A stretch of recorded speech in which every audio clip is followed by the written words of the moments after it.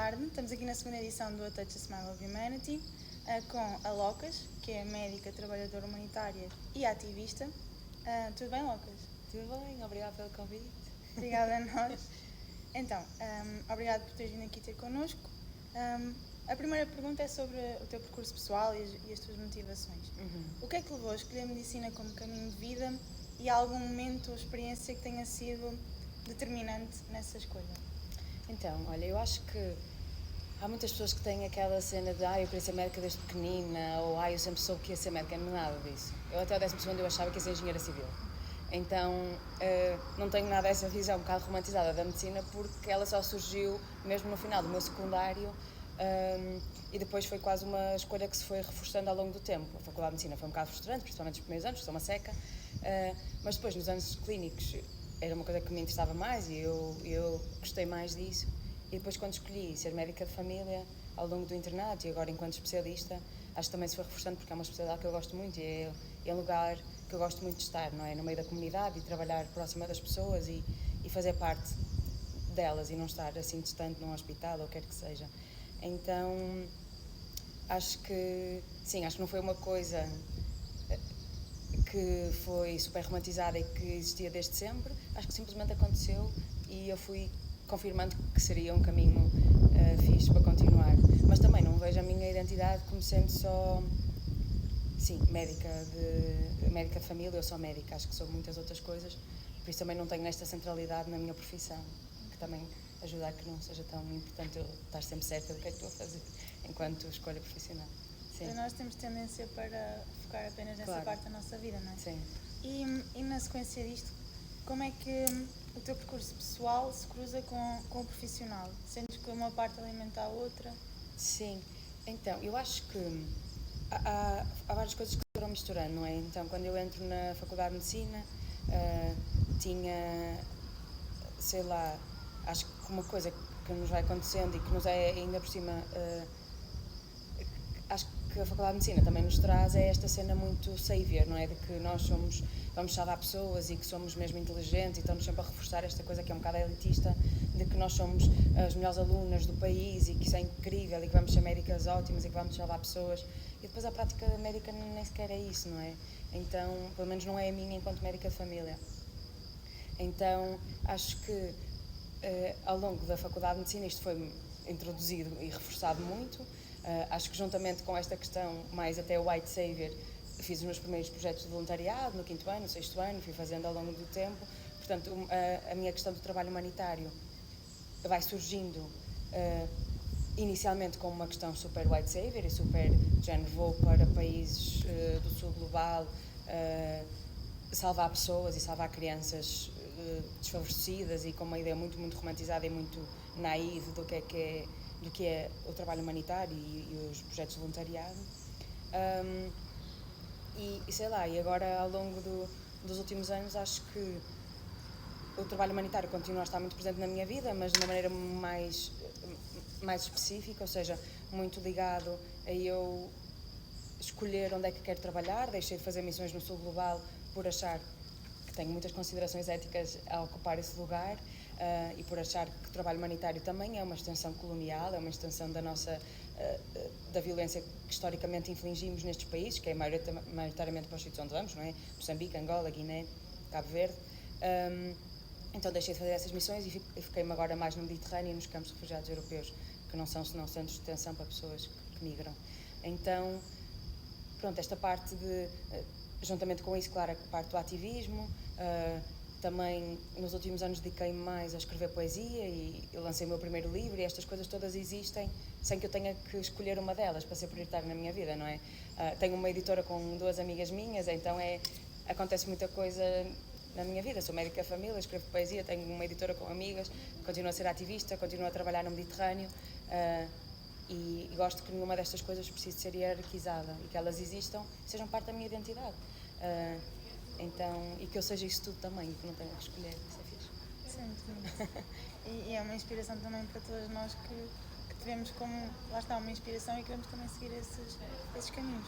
E o nome Locas, há muita gente que conhece a Locas. É uma identidade já muito própria. Como é que nasceu este nome e o que é que representa?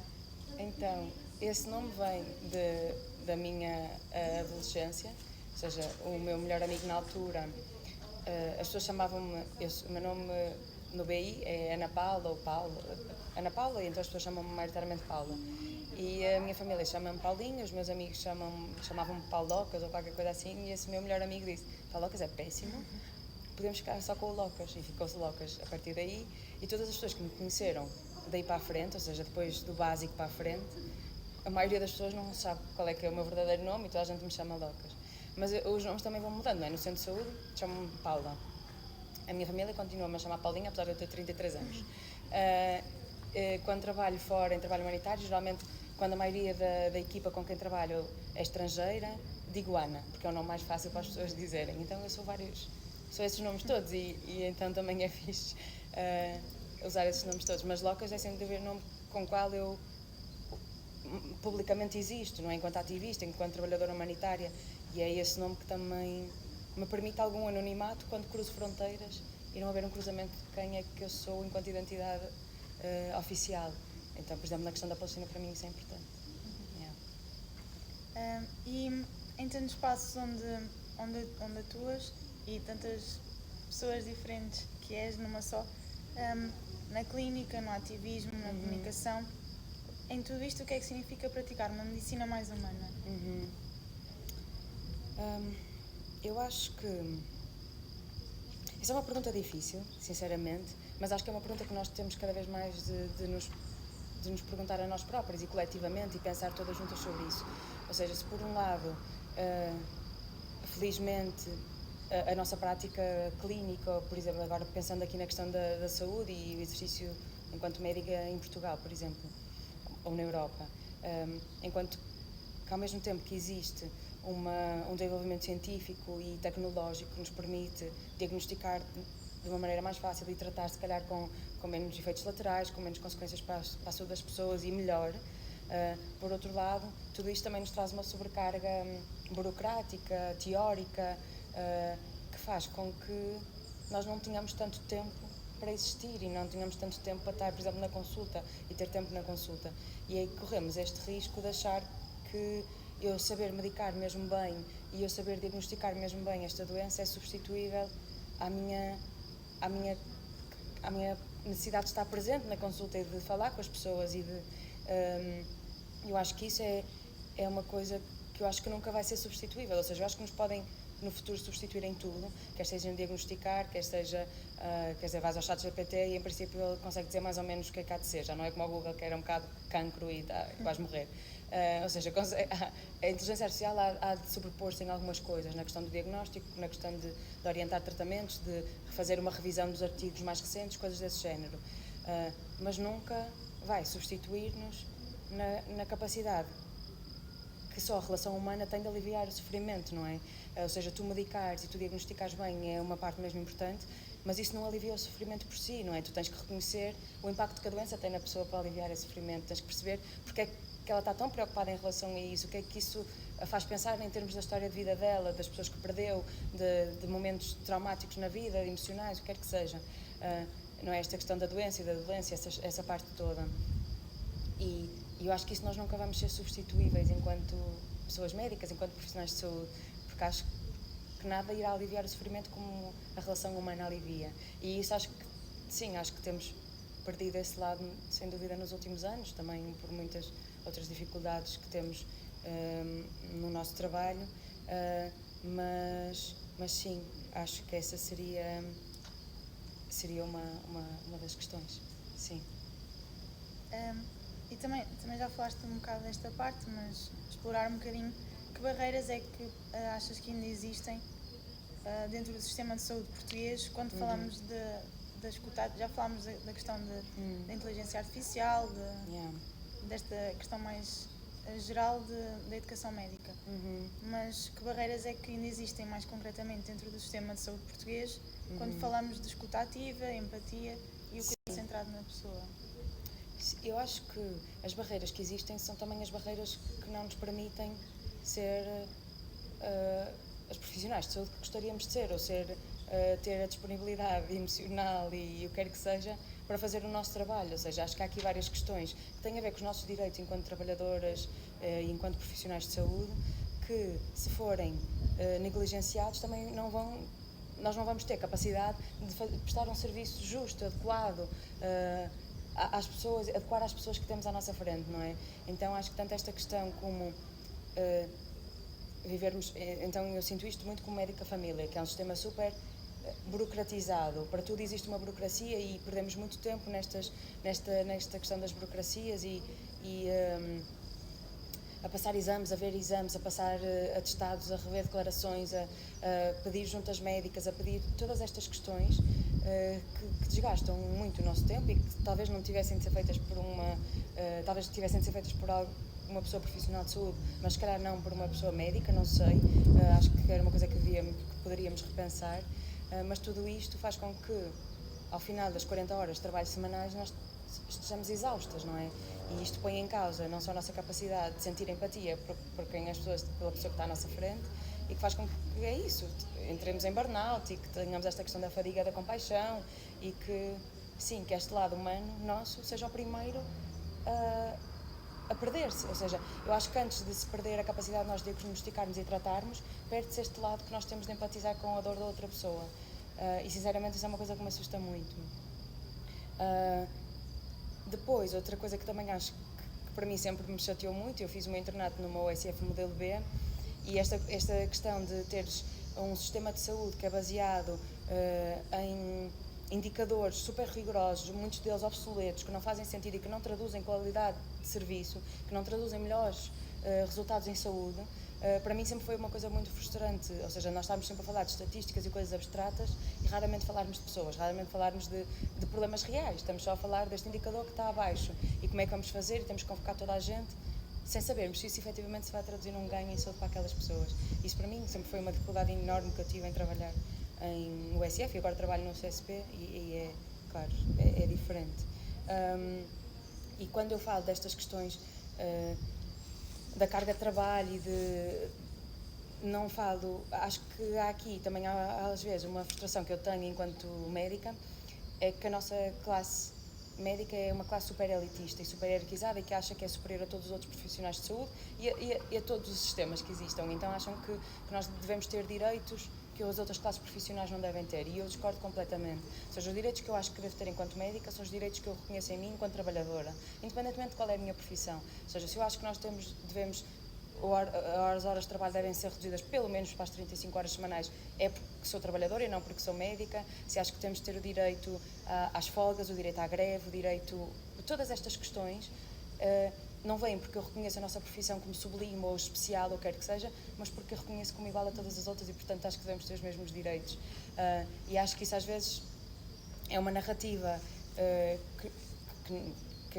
na qual eu não me reconheço, esta narrativa super elitista da nossa profissão, que nos desloca completamente de junto desta coletividade que é a classe trabalhadora e as pessoas que trabalham no nosso país, e na verdade acho que só perdemos quando nos achamos diferentes ou especiais ou quer que seja. Então também para mim essa é uma luta que é muito importante. E depois também toda esta questão, não é, de o sistema não funciona só porque nós estamos sobrecarregadas e não temos acesso aos direitos que deveríamos, mas também porque o sistema por si só representa valores da sociedade e, portanto, o sistema tem vieses racistas, classistas, sexistas, que depois são reproduzidos quando nós tentamos ver que grupos subrepresentados na sociedade não têm acesso a cuidados de saúde como o resto da população, não é? Falamos de pessoas trans, pessoas migrantes, mulheres trabalhadoras do sexo, por exemplo, coisas deste género, e o acesso que estas pessoas têm à saúde é completamente diferente do resto da população. E então o sistema está feito desta maneira, porque a sociedade também está feita para excluir estas pessoas noutros ramos da nossa vida coletiva. Então é só um espelho do que a sociedade é, e por isso é que nós temos que mudar as coisas mais a fundo, eu diria também. Mas sim, há muitas barreiras, sem dúvida. Então, quanto às redes sociais e à comunicação, usas as redes sociais de forma assim muito direta e com impacto nas pessoas, isso nota-se. E como é que vês este papel da comunicação digital o teu papel nas redes sociais como forma de transformação social e em saúde. Olha, eu acho que eu uso principalmente as redes sociais enquanto ativista e uso-as com o objetivo de fazer uma denúncia clara de coisas que eu acho inaceitáveis que estão a acontecer no mundo, não é? Nos últimos 19 meses, claramente, as minhas redes sociais estão muito focadas na questão da Palestina, porque é um genocídio que está a ser completamente transmitido em direto nos nossos telemóveis e nós conseguimos ver as pessoas que foram assassinadas esta madrugada. Conseguimos ver esse assassinato em direto. Então, eu uso mais para esta questão, ou seja, para esta denúncia das violações de direitos humanos e violações de direitos essenciais e desta violência que é infligida sempre nos mesmos corpos, não é? Os corpos das pessoas que estão a ser colonizadas, como no caso da Palestina, o corpo das pessoas migrantes em Portugal. Na semana passada estavam pessoas a dormir no Porto, à beira da minha casa, pessoas a dormir à porta do Ministério dos Negócios Estrangeiros para ter um carimbo no registro criminal para poderem avançar com o seu processo de regularização. Onde é que isto é uma maneira humana de tratar pessoas que escolheram este país para trabalhar, não é? Tipo, é absurdo, é violentíssimo. Então, as pessoas que continuam a morrer no Mediterrâneo simplesmente já não é notícia, não é? Morrem e simplesmente aceitou-se que vai sempre ser assim, vão sempre morrer pessoas no Mediterrâneo, como se fosse inevitável. E nenhuma destas violências é inevitável, todas estas violências são políticas e são estruturadas politicamente intencionais. Então uso as minhas redes para esta denúncia e também para agregar esta revolta coletiva que temos que organizar e esta raiva coletiva e as manifestações que estão a acontecer e como é que podemos fazer alguma coisa e quem é que podemos pressionar e não sei, partilhar as campanhas de ação direta que têm sido feitas por todo o mundo, tentar atingir o início do projeto colonial israelita, não é? Que vem esta questão de capitalista e das armas e da venda de armas e tudo mais. E então é fazer esta ligação entre a violência que está a acontecer e como é que respondemos, como é que continuamos humanas depois disto tudo, depois desta violência, como é que continuamos a provar a nós mesmas e a nossa existência coletiva que somos ainda pessoas. Então as redes uso muito mais para isso, mais até do que para a questão da saúde, porque há pessoas que o fazem muito melhor que eu e que já o fazem há muito tempo, por isso nunca senti que fosse um vazio que existisse. Acho que já existe, há muitas pessoas médicas, pessoas profissionais de saúde a usar estes lugares para falar sobre saúde e portanto não é um lugar que eu tenha interesse em ocupar. Então, em Portugal há muitos temas em saúde que continuam a ser tabu e muitos deles já foram tocados aqui na conversa, mas assim para aprofundarmos mais, como por exemplo o racismo, a saúde mental, a saúde de pessoas trans, a pobreza, as condições sociais, onde é que vês estes silêncios perigosos na saúde e como é que podemos combatê-los? Sim. Exato, foi esta coisa que estávamos a falar um bocadinho há bocado das barreiras e esta questão que eu tinha dito que o Sistema Nacional de Saúde ou o Sistema de Saúde é um espelho do que a sociedade é, eu acho que aqui nesta questão, principalmente na questão estrutural do racismo, acho que isso é mesmo bem, não é? Ou seja, nós temos um Sistema Nacional de Saúde que discrimina pessoas negras, que discrimina pessoas migrantes, refugiadas, o que quer que seja, porque nós temos uma sociedade com um pensamento ainda muito colonial, não é? Ou seja, durante o nosso processo de colonização, durante os 500 anos de colonização, de invenção do tráfico transatlântico de pessoas escravizadas, durante toda esta violência que infligimos em países africanos, toda esta violência foi antecipada por uma desumanização. Ou seja, nós tivemos de organizar a nossa mente coletiva e o nosso pensamento enquanto sociedade para que aquelas pessoas fossem consideradas inferiores, menos humanas e civilizadas para justificar o projeto colonial. E apesar do projeto colonial ter terminado em certa forma, ou seja, eu acho que a colonização nunca terminou, existe um período pós-colonial que é extremamente violento e simplesmente se tornou liberal, ou seja, nós agora exploramos os corpos das pessoas do sul global através do capitalismo, mas já não é bem escravatura, ou já não me parece bem escravatura, teve assim uma roupagem nova, então é aceite neste sistema capitalista onde vivemos, não é? E hiperliberal, mas esta questão social de considerar estas pessoas inferiores nunca mudou.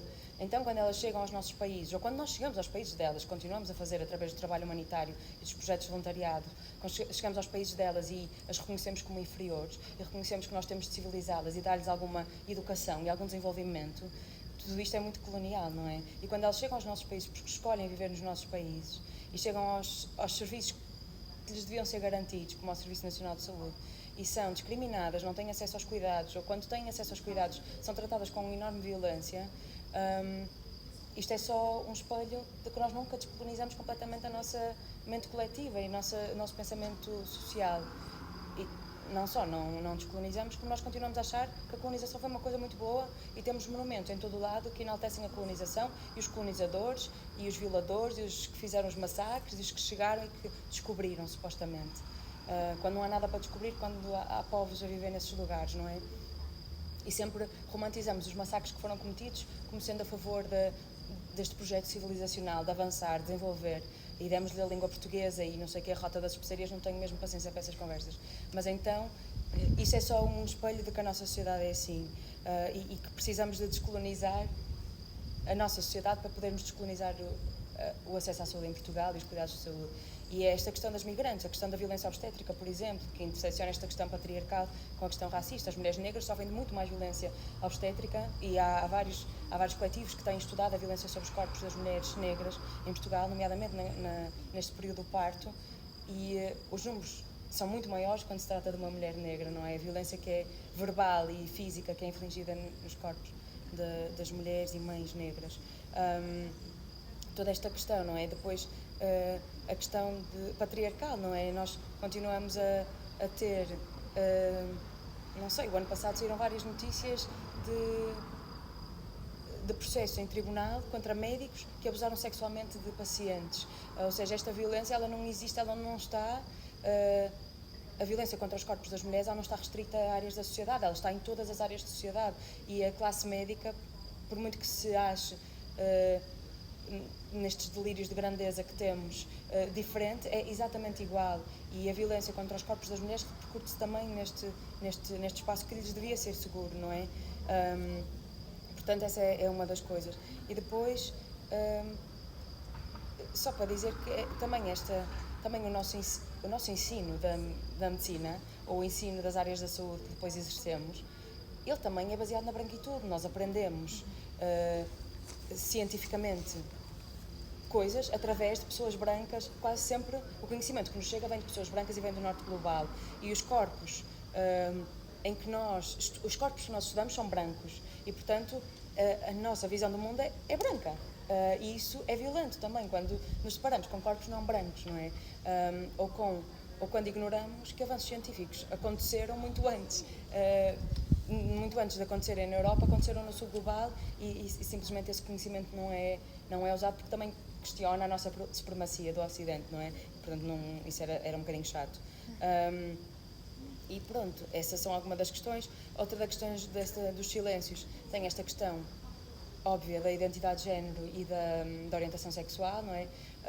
A ILGA fez um estudo há uns anos que se chamava Saúde em Igualdade, em que acho que foram cerca de 600 pessoas queer, LGBT, foram entrevistadas, e era sobre que relação é que elas tinham com os cuidados de saúde. E a maioria delas dizia que a sua médica de família, o seu médico de família, não fazia ideia da sua orientação sexual, porque era uma coisa que, depois até há no mesmo estudo, dizem que 80% dos médicos de família não perguntam, das médicas de família, não perguntam a orientação sexual dos seus pacientes, dos seus utentes. E que 60% assume que aquela pessoa é heterossexual. Ou seja, não perguntas a uma mulher, perguntas se ela tem um parceiro, nunca pões uma possibilidade neutra de género, nunca pões a possibilidade desta pessoa ser queer, e isso também é super violento, porque a partir do momento em que te diz, tem parceiro, como é que esta pessoa diz, não, tenho uma namorada? Esta heteronormatividade é violenta, porque cria uma expectativa em ti que tu não correspondes, e isso é violento, é inaceitável. E o nosso próprio ensino também da medicina, não sei, eu saí da faculdade em 2016, acho que não melhorou muito, mas os currículos que nós temos são super cis heteronormativos, não é? Eu nunca ouvi falar de pessoas LGBT na faculdade, não sei se agora se fala, talvez em workshops da Associação de Estudantes ou da ANEM, ou quer que seja, mas é simplesmente não um tema, estas pessoas não existem, não é? E se não existem, depois nós não estamos preparadas para cuidar delas, não é? Não estamos preparadas para ter na consulta uma pessoa trans que quer fazer terapêutica, uma terapia de reafirmação de género, nós não sabemos por onde referenciar, não sabemos como acolher esta pessoa, como não usar palavras que sejam violentas, como não acolher, não é? E isto é mesmo importante.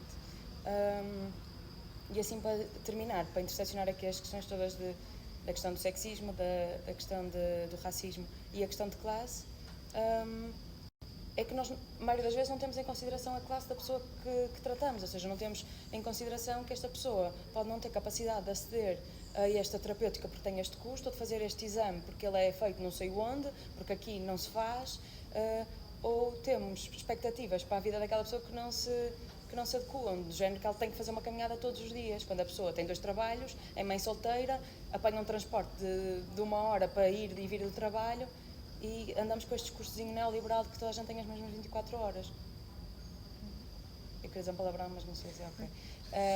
Por isso é absurdo esta questão, não é? Sei lá, eu agora estou a trabalhar no Nordeste transmontano, tenho pessoas que só conseguem vir à consulta se apanharem o autocarro que vai para a escola, ou seja, que vai buscar as crianças e que as leva à escola. E não há o transporte, porque elas não conseguem pagar um táxi e não têm nenhum familiar ou vizinho que as possa trazer.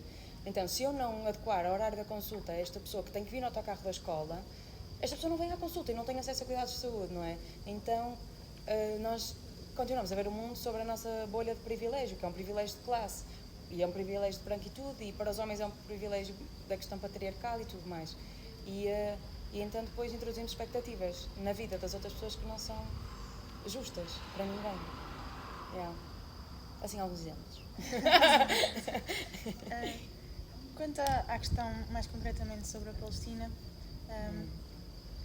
como é que vês o papel dos profissionais de saúde neste tema? Porque, por exemplo, eu falo pessoalmente, nós temos exemplos como tu própria, mas mesmo assim as coisas continuam a acontecer. É muito difícil nós sabemos às vezes o que fazer localmente, mas é muito difícil nós sabermos qual é o nosso papel enquanto profissionais de saúde, mesmo nesta temática.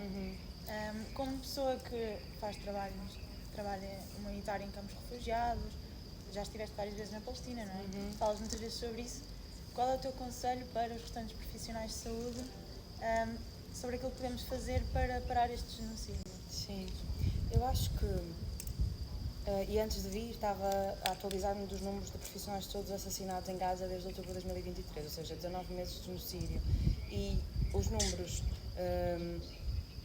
da Medical Aid for Palestinians, que é uma organização internacional de cuidados de saúde que está a trabalhar em Gaza, eles não conseguem dizer o número certo, dizem que são mais de 1.400 pessoas, profissionais de saúde assassinadas. Já para não falar depois de todos os outros profissionais, tanto de resgate civil e de trabalhadoras humanitárias, e para falar de jornalistas, não é? Que são alvos super concretos da limpeza étnica, ou seja, garantir que não há capacidade de denúncia do genocídio em curso e que não há capacidade de sobrevivência. Isto é que os cuidados de saúde são sempre tão atacados neste genocídio, e sempre foram, durante a história da colonização da Palestina. E para mim é absurdo como é que profissionais de saúde, como é que pessoas que supostamente fizeram um juramento não sei de quê, ou que têm valores éticos que devem cumprir e que eu acredito que sejam moralmente responsáveis sobre o mundo em que existem, permanecem em silêncio quando 1.400 colegas de profissão simplesmente foram assassinados em 18 meses. E como é que, por exemplo, no final de 2023, nós lançamos uma carta a pressionar as ordens profissionais da área da saúde, assinada por mais de 900 profissionais de saúde, a exigir a condenação do genocídio, a exigir o reconhecimento do genocídio, a condenação do Estado de Israel, o reconhecimento que estão a ser cometidos crimes contra a humanidade, crimes de guerra, e as ordens, quase todas, a resposta que deram é que elas não são um organismo político, que não tomam posições políticas. Mas vimos que quando aconteceu a invasão da Ucrânia por parte da Rússia, não houve problema em ter posições políticas, em mandar equipas para a Ucrânia, em fazer todo um trabalho político à volta disto. Mas quando é a questão da Palestina, este assunto não é politizável, não é possível falar sobre isto. Não é possível porque nós somos cúmplices, não é? Não é possível porque o Estado português é cúmplice do Estado de Israel e continuamos a apoiar o Estado de Israel, não só diplomaticamente, através de comunicações públicas a dizer que continuamos a ser amiguinhos do Estado de Israel e que terá sempre o nosso apoio. Bem como a questão da venda de armas, não é? A venda de armas, os nossos portos estarem disponíveis para os barcos que levam armas para Israel atracarem aqui e seguirem para Israel. Ou seja, nós continuamos a ser completamente cúmplices, de todas as maneiras, com o genocídio a acontecer. E, portanto, dizer que está um genocídio a acontecer é dizer que nós também estamos a cometer esse genocídio. Isso é uma coisa que nunca nenhum Estado opressor irá fazer, incluindo o nosso. Então, para mim é muito violento que estas organizações, nomeadamente as ordens profissionais, e que as pessoas coletivamente ou individualmente não se posicionem. Por outro lado, não me surpreende, porque é a mesma mente supremacista, a mesma mente colonial, a mesma mente que protege os valores ditos ocidentais contra a barbárie, contra os incivilizados, contra os colonizados, não é? Há sempre esta hierarquia, devemos sempre defender o que nos é identitário, e nós somos colonizadores. Nós somos, essa é a nossa identidade, e somos supremacistas brancos, e vamos sempre defender um poder eurocêntrico, vamos sempre defender este império. Então, apesar de para mim trazer muita revolta, infelizmente não me surpreende, e eu acho que isso é o pior. Eu já nem sequer estar surpreendida e não sentir que isto seja para mim uma prioridade de diálogo. Não é, de todo. Não tenho expectativas em relação a tudo isto, e portanto, sim, é super violento. E só para dizer que esta semana, acho eu, não sei se é amanhã, por exemplo, a Ordem dos Médicos vai fazer uma conversa com um cirurgião que esteve em Gaza e que se chama, não sei o que, a violência da guerra, qualquer coisa assim. Um termo super despolitizado que não diz Palestina, que não diz colonização, que não diz apartheid, que não diz genocídio, que não diz limpeza étnica. Diz guerra em Gaza, qualquer coisa assim deste género. Ou seja, a crise humanitária, a guerra humanitária, não sei, as coisas que a gente inventa para se sentir melhor com o que vemos, não é? E esta é uma coisa muito importante, a questão da Palestina, a questão de Gaza, e que não é só em Gaza, é também a Cisjordânia, são os territórios de 48. A questão não é humanitária, as pessoas não precisam de ajuda humanitária por si só, as pessoas precisam de ajuda humanitária porque existe uma colonização, existe uma tentativa total de erradicação do povo palestiniano, de limpeza étnica, de genocídio, e é isso que cria a crise humanitária. Se a ocupação terminasse, a limpeza étnica terminasse, se a colonização da Palestina terminasse, o apartheid e tudo mais, as pessoas palestinianas não precisariam de ajuda humanitária. Portanto, reduzir a questão da Palestina à questão humanitária é despolitizar o tema, é torná-los coitadinhos a precisar de ajuda. E é não pensar que somos cúmplices, é pensar que podemos ajudar. Isso alivia a nossa consciência, alivia a nossa culpa coletiva. Então, enquanto trabalhadores humanitários, isto para mim é também inaceitável. Ou seja, falar de que temos de deixar, tem que entrar ajuda humanitária em Gaza, mas nós não dizermos que tem que acabar a ocupação, tem que acabar o cerco, tem que acabar a colonização. A Palestina tem que ser livre, totalmente, do rio ao mar. Para mim é só gaslighting, é só tirar-nos, é só distrair-nos, sinceramente.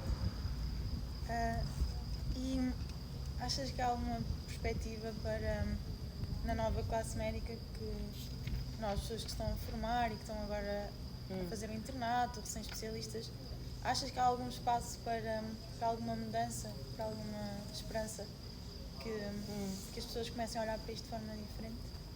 Eu acho que existe uma divisão, sinceramente. Acho que existe dentro, por exemplo, deste grupo de estudantes de medicina ou de estudantes das áreas da saúde ou da juventude em geral, acho que existe um claro grupo de pessoas progressistas que pensam à frente do que eu pensava quando estava na Faculdade de Medicina, que pensam nestas questões do patriarcado, que pensam nas questões do sexismo, que pensam nas questões racistas e coloniais,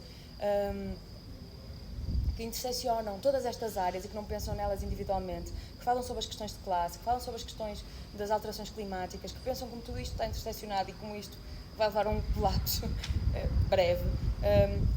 E depois há um movimento enorme antiprogressista, liderado, como é óbvio, pela extrema-direita, mas também pela uma direita conservadora, que reintroduz valores que eu achava que já eram um bocado obsoletos. Falar falar desta questão do lugar da mulher, do lugar da mulher ser em casa, ser na cozinha, ser no cuidado, e não vimos isto a ser falado pela extrema-direita, vimos a ser falado por políticos de uma direita que se diz moderada, não é?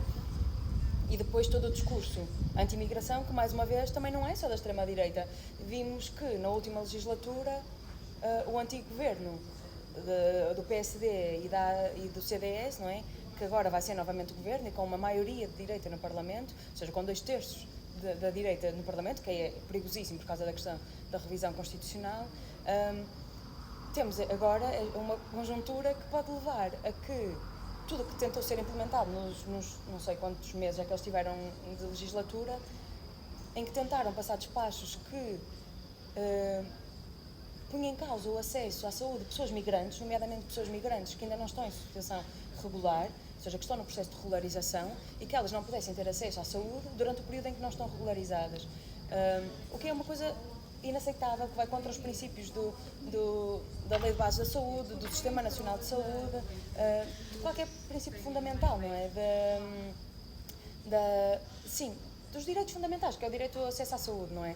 Então, para mim, há este lado que eu acho que vai ganhar muita força nos próximos anos, que me assusta muito, ou seja, esta questão racista, anti-imigração e esta questão patriarcal, sexista, de violência sobre os corpos das mulheres, a objetificação dos corpos da mulher, e tudo isto, tudo isto me preocupa muito, mesmo as questões das conversas da privatização do SNS, para mim são absurdas, são a destruição de um valor essencial que nós temos na nossa sociedade, que é cuidados de saúde, tendencialmente gratuitos e universais, acessíveis a todas as pessoas, independentemente de quem são, de onde vêm, como é que vieram cá parar, porque é que estão cá, e qualquer que seja a sua identidade. E isto para mim é uma violência enorme, e acho que ainda não conseguimos antever esta violência toda, e acho que vão ser tempos super difíceis. Então acho que vai haver aqui um choque constante entre esta franja da sociedade antiprogressista que quer trazer valores que eu achava que tinham ficado no pré-25 de Abril de 74 e que têm, sim, que querem muito voltar a trazer esses tempos. Então esta fricção que vai existir entre os grupos progressistas que querem avançar, que sabem que ainda hoje não é suficiente, que ainda hoje o que temos hoje não é suficiente, não chega a toda a gente, tem que continuar, tem que avançar. Quando há forças que puxam para trás, acho que vai ter que acontecer acho que os movimentos vão ter que ganhar muita força e vamos ter que ocupar muitas ruas e vamos ter que organizarmos, claro, nos sindicatos e nas organizações de trabalhadores e nas organizações de ativismo das organizações das próprias pessoas das comunidades, não é? Das organizações de pessoas migrantes e do que quer que seja. E vamos mais do que nunca ter que estar juntas. Houve tempos em que havia coisas que nos dividiam, acho que já não temos esse privilégio. Tivemos durante algum tempo, já não temos mais. E então acho que isso vai ser também um teste à nossa capacidade de avançar, sinceramente, e de esperar e de lutar. Não é só esperar que coisas sejam melhores, mas lutar e não ter medo do que podemos perder no caminho. Sim, nessa luta. Pronto, já estamos a aproximar-nos do fim da entrevista, infelizmente. Mais assim perguntas em jeito de terminar. Alguma vez houve algum toque, um sorriso, um gesto de algum colega ou de algum utente que nunca tenha esquecido, tenha mudado alguém em ti que nunca tenha esquecido? Eu acho que não consigo individualizar esses momentos, ou seja, sem dúvida que eles foram acontecer e tiveram um impacto naquele momento, mas eles depois pertencem a um espaço coletivo, a uma memória coletiva de ao longo do dia ou ao longo dos tempos em que tive, não sei, durante o mês de missão Mediterrâneo, durante o mês que tive a trabalhar nos campos de refugiados ou durante o trabalho que vou fazendo enquanto ativista, enquanto o que quer que seja, há esses momentos ao longo do tempo e eles acontecem e têm um impacto naquele momento, mas depois eles só são um impacto coletivo que me sim, impelem para a frente e que me fazem seguir e que me fazem continuar e que, sim, mas não, acho que não coisas individuais, ou seja, também, se calhar porque tentei desconstruir esta romantização do gesto individual e do momento individual e pensar mais na coletividade, não é? E pensar mais como é que existimos enquanto coletivo e como é que nos cuidamos e como é que seguimos também. E o que é que eu vou distraindo na conversa, e o que é que te inspira a continuar, mesmo apesar de todas estas adversidades, nos dias mais difíceis? Também como dica para nós, o que é que te inspira, como dizia o Sérgio Godinho, beber a coragem num copo vazio, não é? O que é que está nesse teu copo vazio? Eu acho que isto é uma coisa que eu acho que se tornou muito mais clara para mim nos últimos anos, que para mim ser médica e garantir acesso a cuidados de saúde é uma parte integrante da minha luta pela justiça social e que não é inseparável das restantes lutas que faço, não é? A questão da luta pela libertação da Palestina, a questão da luta pelos direitos das pessoas migrantes e refugiadas, a questão da luta pelos direitos das mulheres, das pessoas queer, das pessoas trans. Esta luta é interseccional e a luta pelo acesso a cuidados de saúde e o meu papel nisso, enquanto médica, é a luta pela justiça social e não acho que o meu trabalho seja mais do que isso. E isso também me faz deselitizar a minha profissão, desierarquizar a minha profissão, sentir-me muito mais parte da comunidade e sentir-me muito mais parte de uma mudança coletiva que tem que acontecer e que vai acontecer, independentemente da violência que tenha que ser imposta. E por isso é isso, eu acho que o que me faz continuar é este compromisso com a luta pela justiça social. E quando escolho trabalhar no interior, é porque sei que é preciso trabalhar no interior e que as pessoas têm direito aos cuidados de saúde e que não é justo que as pessoas em certa região do país tenham acesso a um tratamento que outras pessoas no outro lugar do país não tenham, e que haja esta disparidade de acesso a cuidados e tudo mais. Então, é sempre nesta ótica da justiça social. Por isso eu acho que é isso, acho que é ver a nossa profissão, deselitizá-la, desierarquizá-la, desromantizá-la, sinceramente, deixarmos de pensar que vamos salvar alguém, ou que vamos salvar o mundo, ou que vamos salvar as pessoas em países africanos, ou pessoas em lugares desfavorecidos, ou o que é que seja, e simplesmente reconhecermos como instrumentos de justiça social e sim, e acho que isso, sinceramente, acho que é uma ótica que para mim me dá força e me faz seguir, sim. E para terminar mesmo, que mensagem é que gostarias de deixar a pessoas que estão agora a começar o percurso também e que sentem essa mesma inquietação que tu sentias e ainda sentes e que também estão neste meio que, como acabaste de caracterizar, nos constrange muito? E qual é a mensagem que tens para pessoas como nós? Sim. Eu acho que a primeira coisa, ou seja, falando aqui para estudantes de medicina, estudantes das profissões da área da saúde,